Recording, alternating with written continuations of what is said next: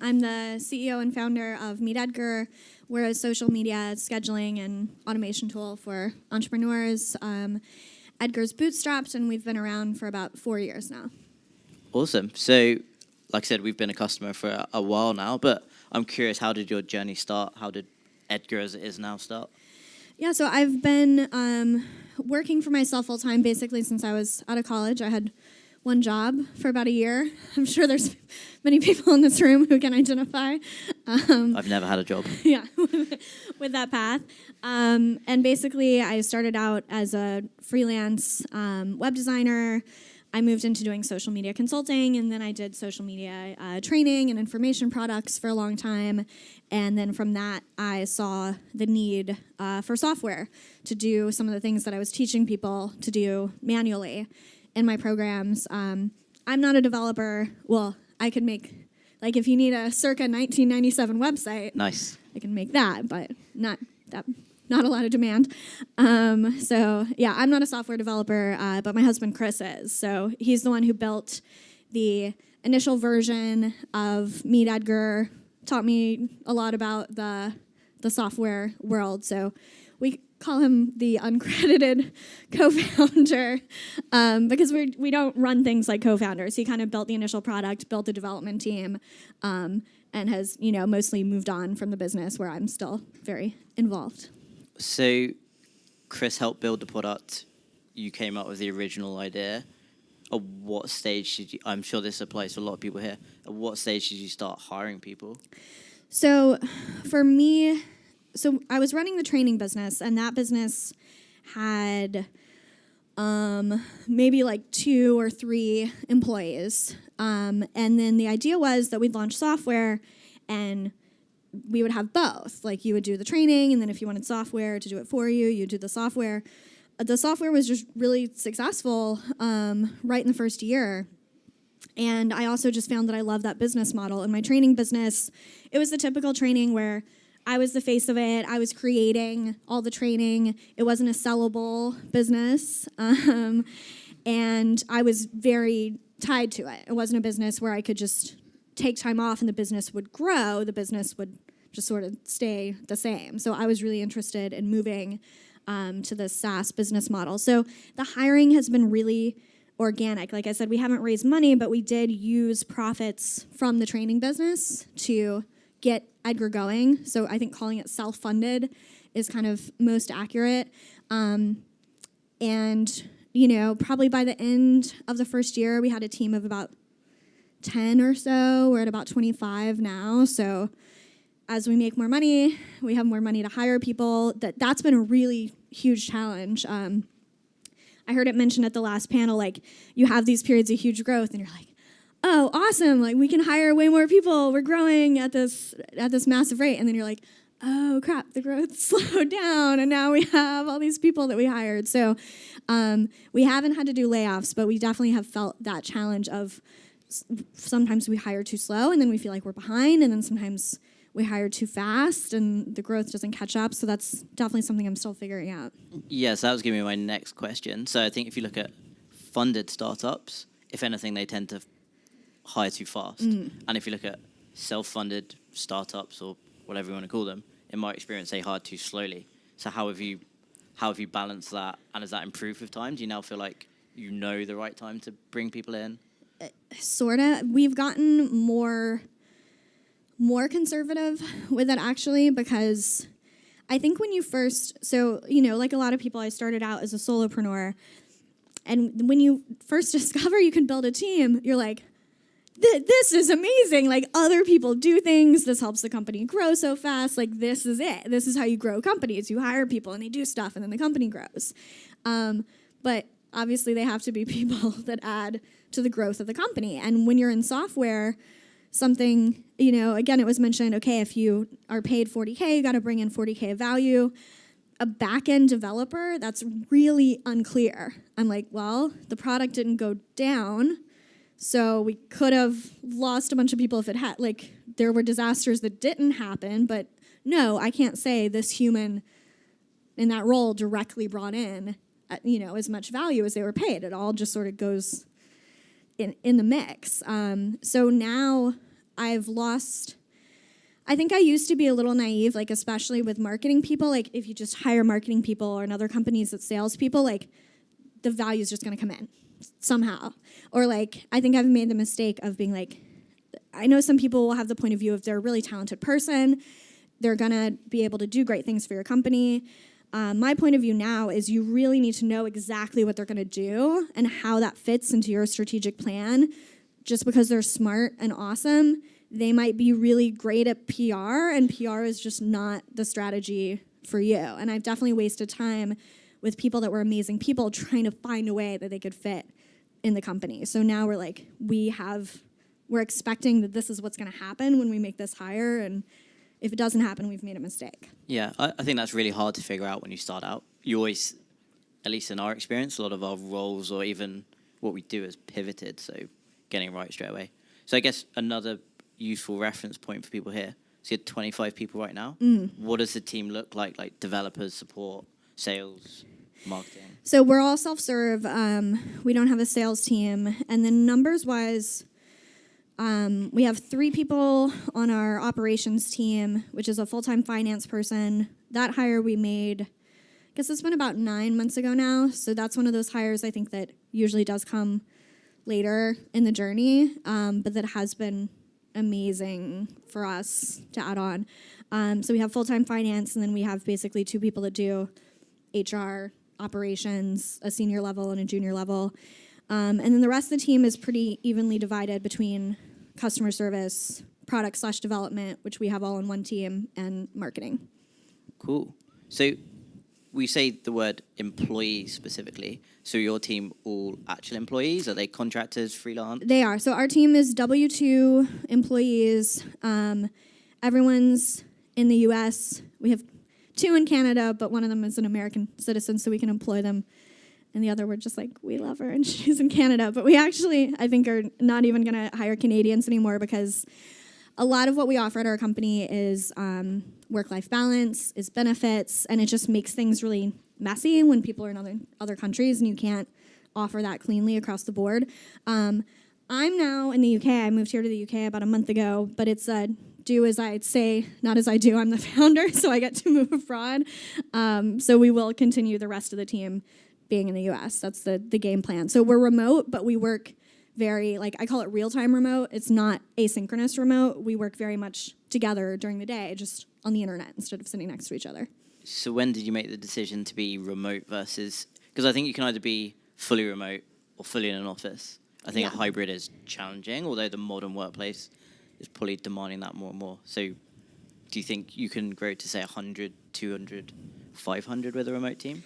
Well, WordPress has done it. I don't know if they're the only ones who have done it really well. I actually totally agree with you with the all or nothing.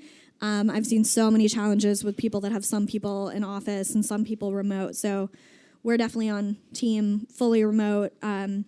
Honestly, for me, I always moved around a lot. So I never even considered having an office over the businesses I've had over the years. I've just changed cities a lot. So I never wanted to tie myself to one place. So it just never made sense to me to try to tie other people to one place. So it just kind of happened that way. And now that's the only way I know how to work. So it works for me. Yeah, no, that makes sense. So for us, we have 3 offices. All of our people, or most of them, are in one of those offices. And one of the big challenges for us when we hit about 20 people, we're now nearly 40 people, was culture. How do you manage that in a remote team? Or do you even think about it? Oh, we think about it a lot, yeah. So we do meet in person twice a year, which, I think most remote companies do these days. We also do, I think one of the hugest downsides of remote is some people's jobs don't cross-pollinate at all. So we're only 25 people. If we were all in an office together, everyone would know each other. Everyone would have drinks and coffee and lunch. But someone who is a product designer might not have any chance to interact with someone who runs our Facebook ads. They're just their jobs don't overlap in any way. So we are really conscious about having opportunities for people to video chat. It's awkward. It's really awkward when we're like, hey guys, get on video chat and you don't know each other and talk about things. It's super awkward at first, but then it's not. after a minute, and people are really glad to get to know each other. We just started doing like lightning lunches where someone from the company presents to everyone else. We watch movies together where we're all like watching the same movie and chatting real time together. So we do try to get creative and different ways to connect. But I'd say there, like, having everyone in the same time zone is probably quite important. You don't want people watching a movie at 7 a.m. and 6 p.m. Yeah. And, of course, we have this spread from East Coast to West Coast. So even when we do things like lunches, we're like, it's a breakfast, lunch, afternoon snack situation. That's okay. Yeah, that's super interesting. So taking a bit of a step back, like MeetEdgar, Edgar is in a pretty crowded space, which is, I don't even call it, social media management tool. So how do you, being a bootstrap company, how do you stand out in what is a super crowded space? Or what seems like a crowded space? No, I mean, I would consider it a crowded space. There's like a few, just like anything, I guess. There's a few players who've stuck around, and then there's a lot of smaller ones that, come and go over the years. A lot of people have this idea that if you're going up against big funded companies, that's going to be really challenging. In my experience, big funded companies most of the time are not interested in the entrepreneur small business market. So for us, like, that's Hootsuite. Hootsuite is our competitor with the biggest funding. They've raised, 40 to 60 million or something.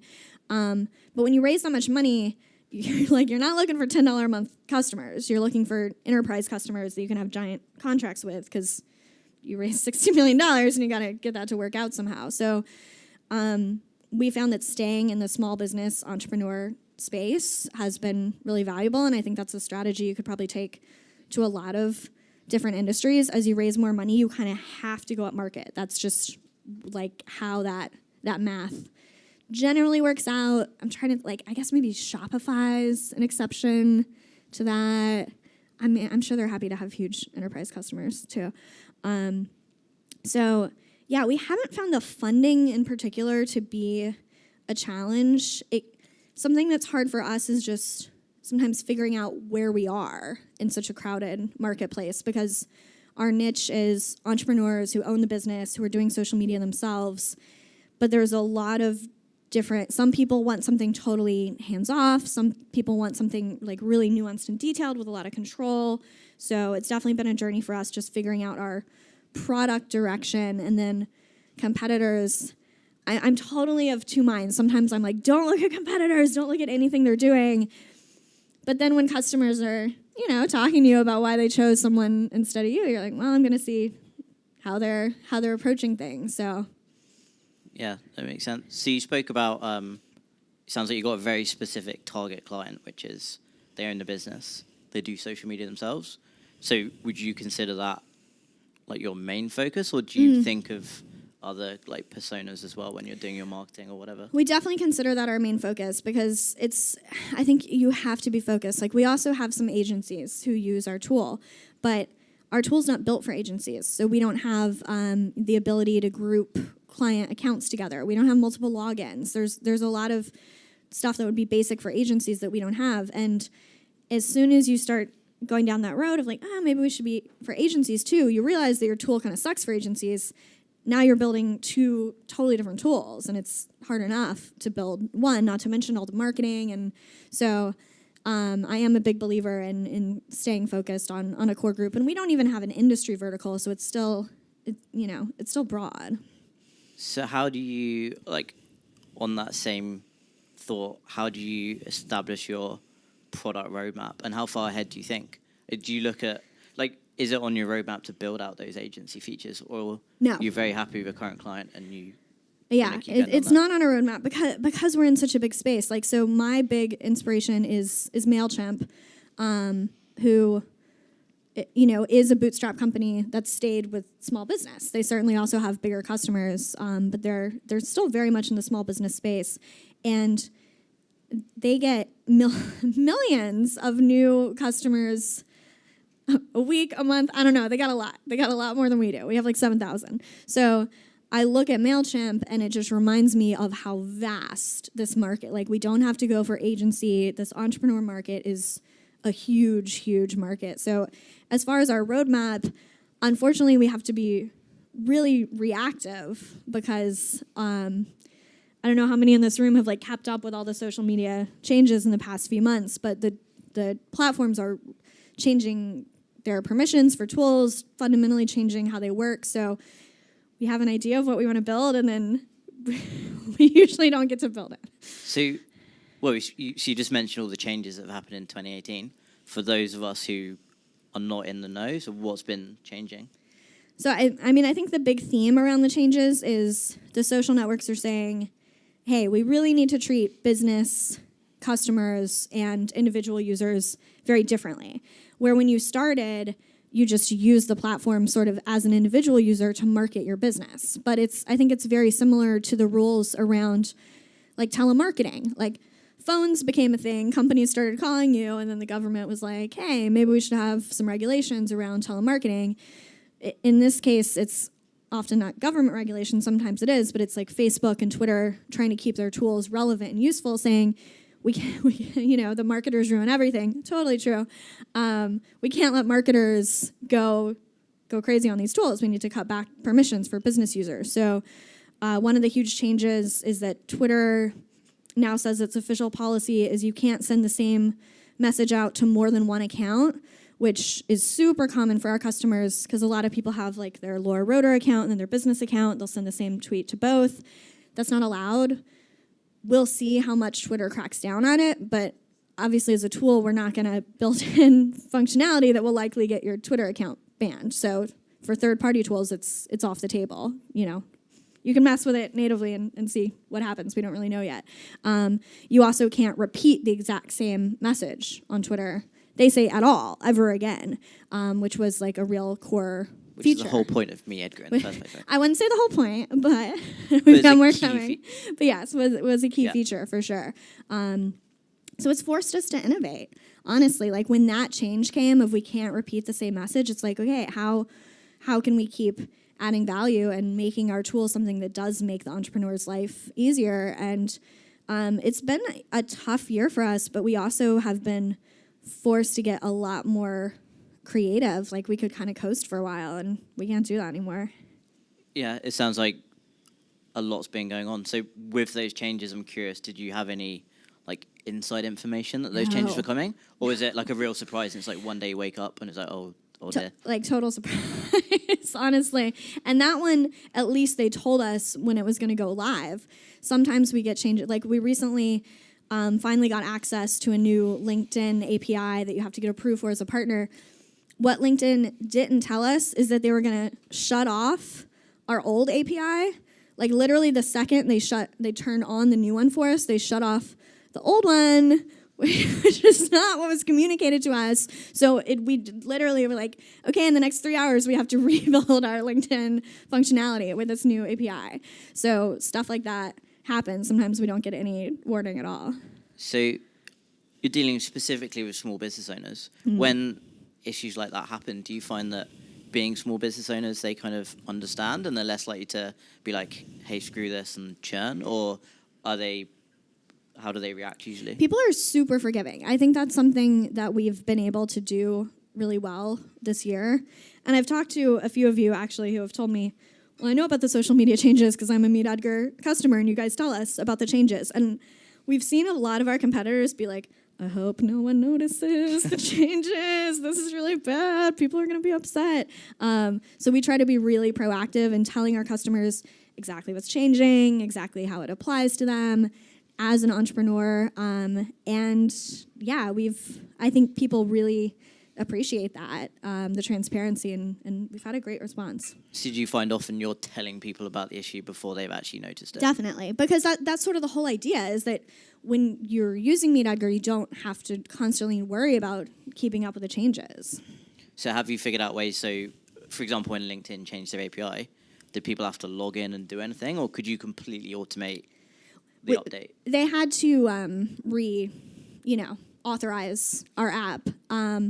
But yeah, that was a case where there was actually nothing different from the user's perspective. So also, that's something you always have to think about. Is this a change for us or is this a change for them? Because some of the changes, like that one, didn't, like, they don't care about why or what happened with the API. So we didn't get into any of that. It's just like, hey, you need to go in and and reauthorize your app, and we're going to remind you a few times if you miss the first message. We don't need to tell you about details you don't care about. So I think that's something else that's important to us to do, is figure out, what is relevant for our customers and what's not. So we've spoken about transparency with your customers, and you have like quite a big remote team. So are you also equally transparent with your team? And tell me more about your kind of team transparency. Yeah, I mean, so the only thing we don't share with the team is salary information. All other financial information is shared. Most people aren't interested. Like, we went through a period last year where we were really working actively to raise our profit margin. So during that time, we actually held monthly meetings with each department, with our finance person, like talking about how their department could do more to contribute to our goal. Now we've stopped doing that because we hit that goal that we were at, and we're like, some people it's very stressful to hear all the financial. We found some people it really motivated them, and some people kind of couldn't handle it. It was a little too much. So now it's just like the information. We give a monthly financial update, and if they want to look through more, if that's useful for them, they can. There's no information at the company that everyone can access.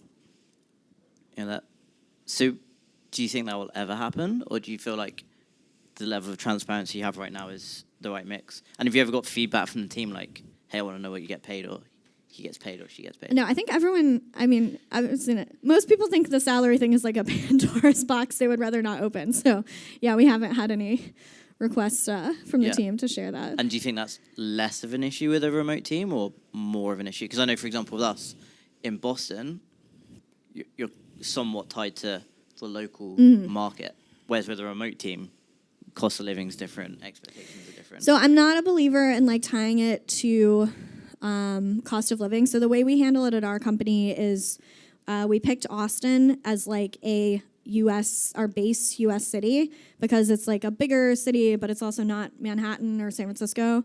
So we do all our salary research based on Austin. So if you live in Manhattan, your salary does not go as far. If you live in Wichita, your salary goes farther, and people can make choices about where they live.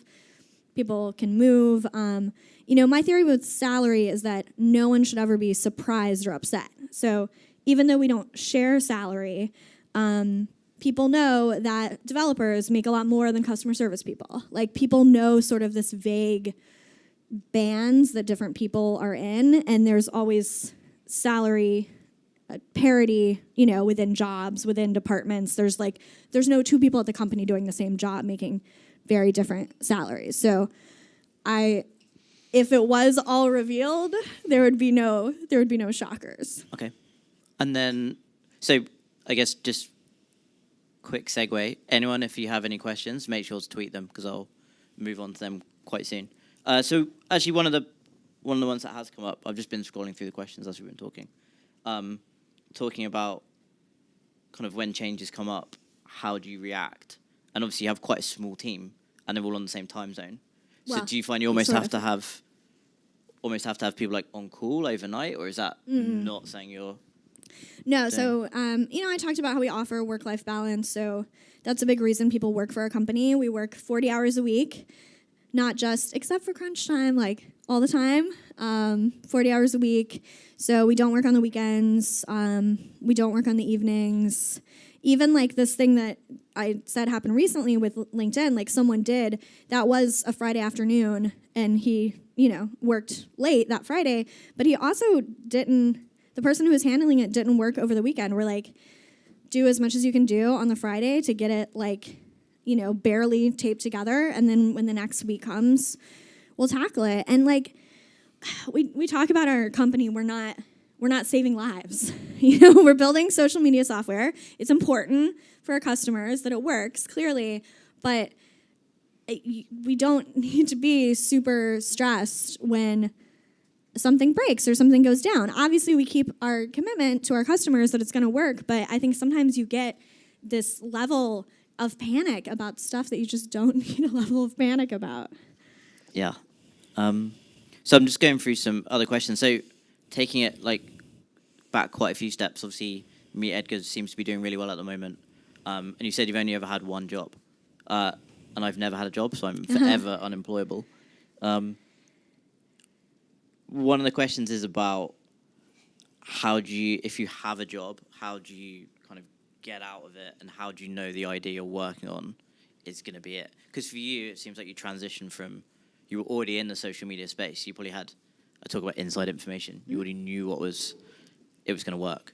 So what advice would you give to someone who may not have that experience already? Well, first of all, if you're moving from a job to entrepreneurship, I love freelancing. I think that's such a great place to start because you start earning money right away. People who go straight from having a job to, raising money and running a company, I admire anyone who does that so much because the learning curve is just so massive. That's like 10 steps in one, where when you start freelancing, it forces you just to learn basics like selling things, taking money, like just the basic economics of running a business, and you have instant validation because you try to sell an hour and someone buys it or they don't, and you see if they're happy or not with what you provided during that hour. So that was my journey, is to start freelancing and then go more and more productize. I mean, I don't know, like Patrick's the research person talking about all the research. I kind of think like you don't really know what's going to sell until you actually sell it. That's and that's why it's so important to get to selling as soon as possible. I think one of the biggest mistakes people make is just spend so long on the research. You'll meet people that have been working on ideas for years and haven't ever gotten it to that place where they're taking $1 from a customer, and you just don't know. You don't know if anyone's going to pay for it until they do. So have you got any ideas of how people can like validate their idea? Let's say you're not a developer. So yeah. I'm not a developer, you're not a developer. How is there ways you can validate without actually building a product? I mean, sort of. I think you can, to be honest, not really. And I think there's a lot of bad advice floating around out there about that, because you have to offer them what they're actually going to pay for. I'm sure most people in the room know this, but like what people say they'll pay for is just useless, just totally useless in my experience. Like people, will say a lot. And there's also a lot of problems that people really want solved that they are not willing to pay for. Like it's dumb. They really should pay for it, but they just won't because they're not used to paying for it or no one charges for it or whatever. They just want it for free. So you can definitely research your marketplace. You can definitely talk to people about pain points and what works and doesn't work. But this whole idea of like, even if you're able to provide your software as a service, that's different from buying software. Like, I'm sure that would get you a step in the right direction, but it's not going to tell you if people are going to buy it as software unless you're able to do it where they like truly think it's software somehow. I don't know how you would do that. Like you're actually clicking, but they think they're clicking. I don't know. So it's not what people want to hear, but you can research the market, but I just don't think you really know if it's validated until you sell it. Yeah, I think I agree. I think a lot of people think, oh, but my family said it was a good idea, or my friend said it was a good idea, or a bad idea. So I think it's almost, particularly in the UK, that's definitely the attitude. A lot of people say, no, this is a terrible idea. So people just don't do it. And often the best ideas are the ones that most people will think are well, also, something I think about a lot. So, at MeetEdgar, I would consider us successful. Like, we have a strong customer base. It's not like when I tell people about what the software does, they're blown away. Like, a lot of people are like, oh, does it use AI? And I'm like, not really. And they're like, dumb. But we have a lot of customers that find it really useful. I just have found that talking to people about an idea, because you sort of hope you talk to people about your idea and they're going to be like, where do I sign up? That sounds amazing. Like, I sell something that I know people sign up for, but it's not like I get this wow reaction when some people are interested, some people aren't. So I think sometimes you're hoping for this incredible reaction that maybe your friends give you because they're nice, and then most people don't care. The reaction doesn't matter. It's do they pay for it? Yeah, I think the best businesses are often the ones that the average person would not think is cool or sexy, but people pay for it every month, and they kind of stay engaged. So obviously you've got a very successful business and you're also a successful entrepreneur. Do you find that your customers, being small business owners themselves, and probably do you find they look up to you? And obviously you're here taking time out of your schedule to come speak. You speak at a lot of events. You publish a lot of content.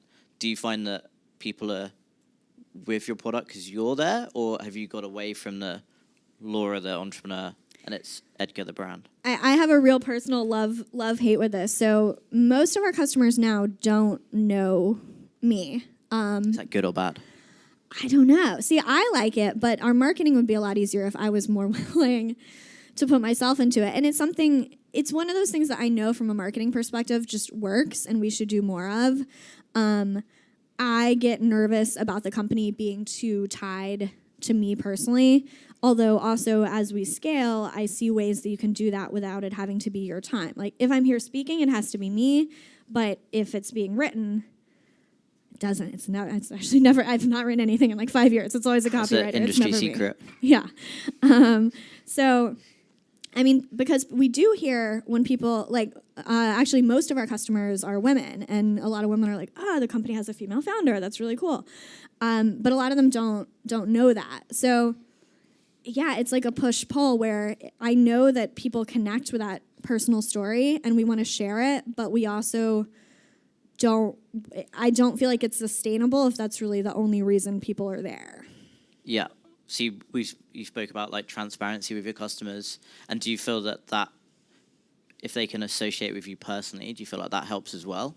Because obviously people want the product to work and the product should work, but do you feel like that again buys you a little bit more time if people like, oh, I've met Laura, or I've seen her on a video, that kind of thing? Definitely. I mean, people, and this is the other reason why I think asking people what they want to buy doesn't work, because we're so illogical and emotional about what we buy. And no one says, oh, I bought this product because like I saw a video of the founder and he seemed super nice and he put up that slide of the baby and the baby was super cute. Like no one says that's why they chose that solution. But then when we're thinking about canceling, we're kind of like, I feel bad. Poor canceling. baby. Yeah, poor baby. Like, I feel bad canceling. And that personal relationship absolutely helps a lot. And so I just want to make sure that we're scaling that throughout the company. Like I want everyone who emails us, if they email Megan, to feel that with Megan instead of it all being around me. So we publish a ton of content. Some of it's under my name, some might be the team.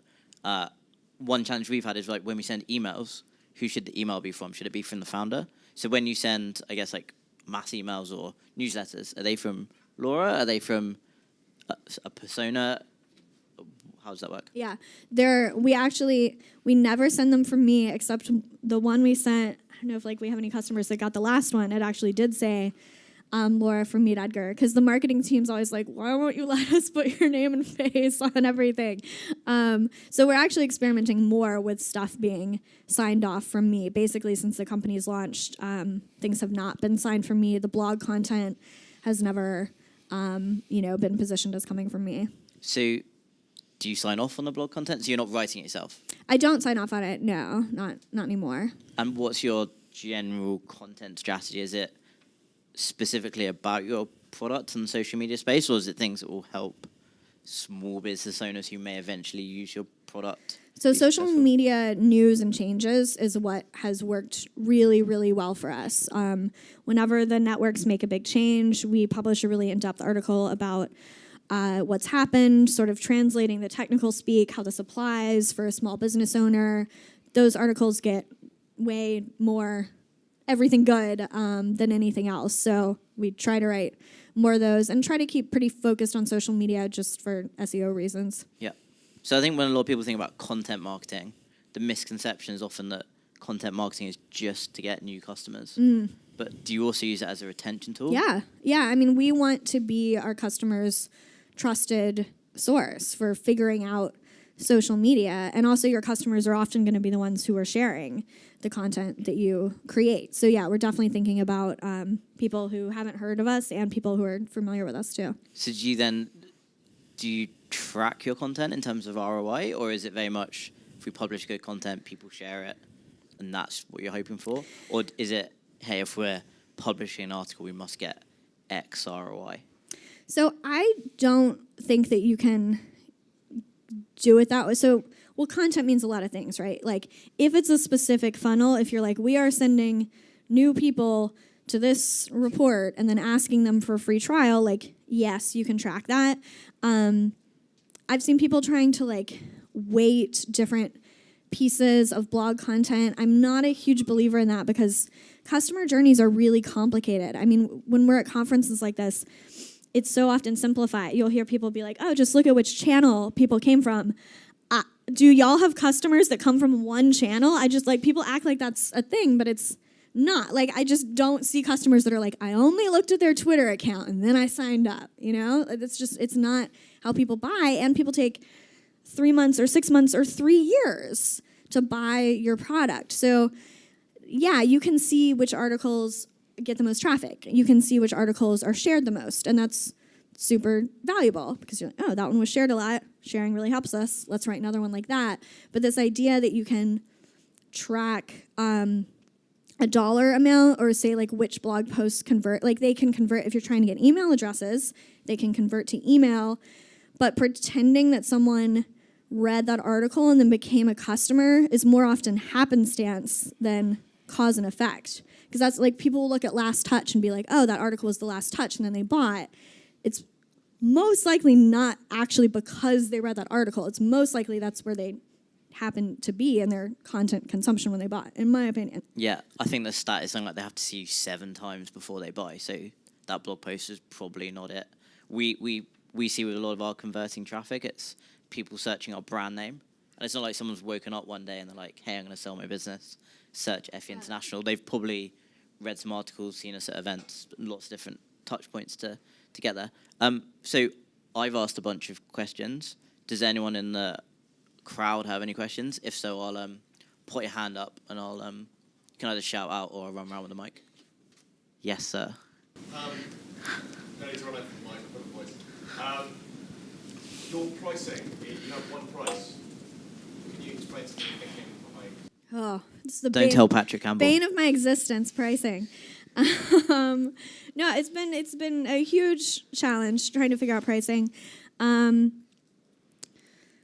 I don't even know where to start. Like, we don't have a this is controversial. I do not think that my company has a value metric that aligns with raised pricing. I think some companies you can have tiers based on different customer personas. So we could have something like this persona uses these features, and so we're going to price there. That persona uses those features, we're going to price there, but not expect people to move from one to the other, which is the dream.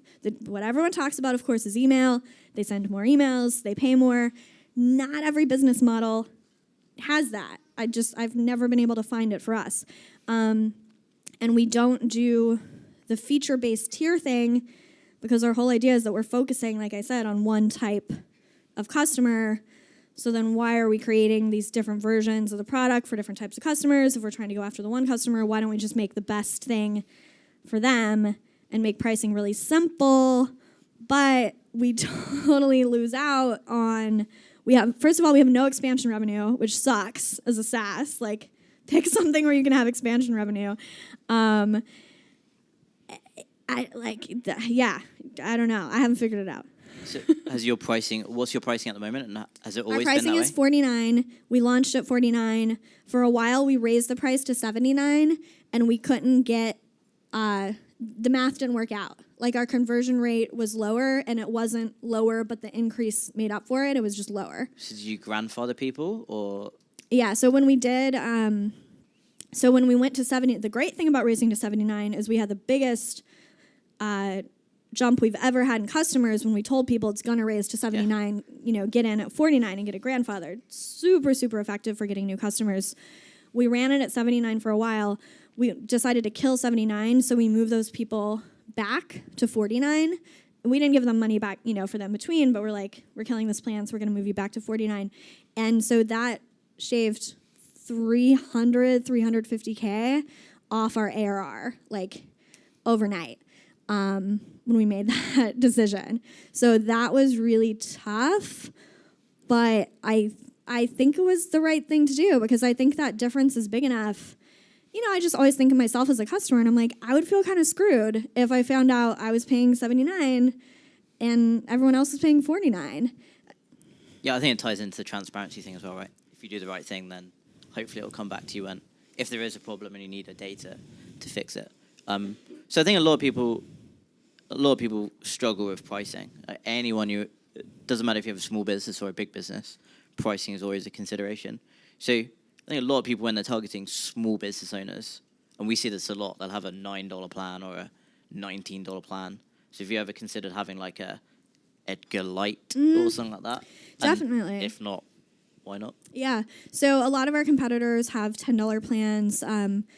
We've modeled it. The math is brutal. You have to convert 5 more people than every one person that you convert for $49. So running the math, we just haven't seen that we could predict that our conversion rate would be so much higher for a $10 plan. And same for a free plan. We also have never had free. It's something we've considered. It was said before, free and bootstrapping don't go together. I totally agree with that. MailChimp didn't go. Freemium has been a huge boost for them, but they didn't go freemium until like 10 years until their journey. They added it quite recently, right? Yeah. So when we try to do the math for free, we'd have to support so many more users, and the conversion from free to paid is, for a lot of companies, like under 5%, sometimes like 1%, sometimes less. It's really small. So when MailChimp did it, obviously they are bootstrapped, but they were a pretty big company when they went freemium. So do you see that on the roadmap? If hopefully Edgar keeps growing, are you going to I think it could be a growth tool. The other thing that's weird about it for us, I think, is that because we're in social media, a lot of people so Buffer has a lot of customers that are not businesses, that are people who are like either just posting to social for fun, or they have some sort of hobby or like personal interest that they like to post about, and so they're using a free plan. That's not the customer base we're looking for. So free implies that maybe you're not a business, and we are in this weird space where there are people using social media tools that aren't businesses. So I also think not having free is just a way to indicate that we're a business tool. Yeah, so it's almost like by charging for it, people are more likely to sign up and actually use it. Well, yeah, and just know that, because the idea of free is that they're supposed to convert at some point or tell somebody or like do something that helps your business. And I just know that in our space, we would have a lot of people just that would have no interest in converting to a paid plan. Yeah. So I think we have time for one more question. So is anyone brave enough to ask the last question? What are your best practices for lowering churn? Best practices for lowering churn. That's a really good one. So we have been successful in lowering our churn over the years. I'm trying to think of what has worked the best. So, onboarding, if you have to look at one place, onboarding is definitely where we've consistently been able to see, okay, we made a change to onboarding and it actually did help churn.